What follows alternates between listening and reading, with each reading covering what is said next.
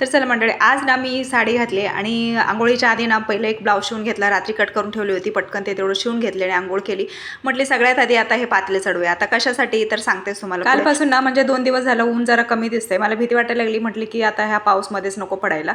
माझे हे एवढे सगळे पापडाचे वाळवण्याचे कामं झाली की मग सकाळी तर खूप घाई गडबड होते, म्हणून ना मी रात्रीच हा बटाटा सगळा काही सोलून किसून स्वच्छ असतो ना, ह्याच्यामध्ये थोडीशी तुरटी टाकली होती आणि ते पाण्यामध्ये भिजत ठेवली होती. पाण्यात टाकून ठेवलं ना तर मऊ पडत नाहीये हा किस, आणि तुरटी टाकली ना तर एकदम पांढरा शुभ्र असा हा होतो, काळपट किंवा लालसर होत नाही. रात्रीच ना मी साबुदाणा 1 किलो एवढा भिजत घातली होती आणि बटाट्याचं किस सुद्धा मी तेवढंच घेतलंय आणि थोडे एक 3-4 बटाटे मी जास्त घेतलेले आहेत. तर 1 किलो किंवा 1.25 किलो म्हटलं तरी चालेल बरं. जेवढा बटाट्याचं किस ना जास्त टाकेल तेवढे हे पापड चांगले लागतात बरं का खायला. आता साबुदाणा भिजून जेवढा झाला होता ना तर तेवढाच माप ना मी पाणी टाकून घेतली आणि त्याच्यामध्ये मीठ टाकून घेतली आणि भरपूर अशी हिरवी मिरची, लाल मिरचीचा ठेचा करून मी टाकलेला आहे. सगळ्यात शेवटी ना हा मी बटाट्याचं किस टाकून ना एक 10 मिनिटं वाफवून घेतले आणि त्यानंतर लगेचच काढून ना मस्त असं प्लास्टिकच्या पेपरवरती तेल लावून ना हे सगळे पापड ना मी आणि अनुश्रीने टाकून घेतले. आजही असेच म्हटली होती की सगळ्यात आधी हे पापडच टाकून घेऊया ऊन व्हायच्या आधी, पण मी एक ब्लाऊज शिवला आणि तोपर्यंत मला उशीर झालेला होता हे सगळं शिजून वगैरे घेईपर्यंत. एकटीला तर हे खूपच उशीर झाला असता. अनुश्रीने पटपट टाकून घेतली म्हणजे माझ्या मदतीला आली ना, तर मग म्हणूनच हे लगेचच म्हणजे 11:30 वाजेपर्यंत झालं, अर्धा तासामध्ये. पापड तर सगळं टाकेपर्यंत एवढं चपचप ऊन लागत होतं आणि सगळे पापड टाकून झाल्यानंतर बघा ऊन कुठे गेलं होतं काय माहिती. आता पार इथे सावलीच पडली आणि आजचं क्लायमेट तर एकदम आबाळ आबाळ सारखंच होतं. मम्मी अजून तिकडे पापड टाकते. आज काय मला लवकर जेवायला भेटणार नाही, 2-3 वाजतील असं विचार करून आधी ती बघा गपचूप येऊन इथे पहिल्यांदा चपाती बनवते बरं का.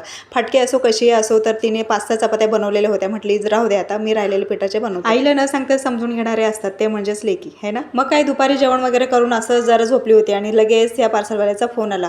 मग पटकन जाऊन पार्सल वगैरे घेऊन आली. म्हटली चला आता. आधी ती म्हणत होती लगेचच ओपन करून बघ. मग मी म्हणत होते की उद्या करूया आपण, जरा मी जाऊन झोपते. मग ती काही मला झोपू देत नव्हती. म्हटली पहिलं दाखव मला माझं पार्सल कसं आहे. आता हे तिचंच होतं बरं का, म्हणूनच एवढी घाई लागली होती तिला. हा जो हातातला फॅब्रिक बघताय ना, तर ते सॅटिनचं फॅब्रिक आहे बरं का, 3 मीटर. आणि जे दुसरे कॅरबॅगमध्ये आहे आदितीजवळ, तर ते ना 10 मीटर आहे ते नेट. आणि मला ना नेटपेक्षा ना हे जे सॅटिनचं फॅब्रिक होतं ना, तर ते खूपच जास्त आवडलेलं होतं. त्याचं कापड खूपच भारी होतं बरं का. आता तुम्हाला जर पाहिजे असेल तर मी डिस्क्रिप्शनमध्ये देते बरं का ह्याची लिंक. आणि हे जे नेटचं आहे ना, तर हे 10 मीटरचं होतं. आता हे आदितीला शिवायचं आहे मला, तर तिचा बड्डे जवळ येतोय, तर त्याच्यासाठीच मी आता ह्याच्यापासून काहीतरी मस्त असं तिला शिवणार आहे. तर तुम्ही चॅनल पेजला आपलं सबस्क्राईब करा आणि हा व्हिडिओ आवडला असेल तर लाईक मात्र करायला विसरू नका. तर चला बाय.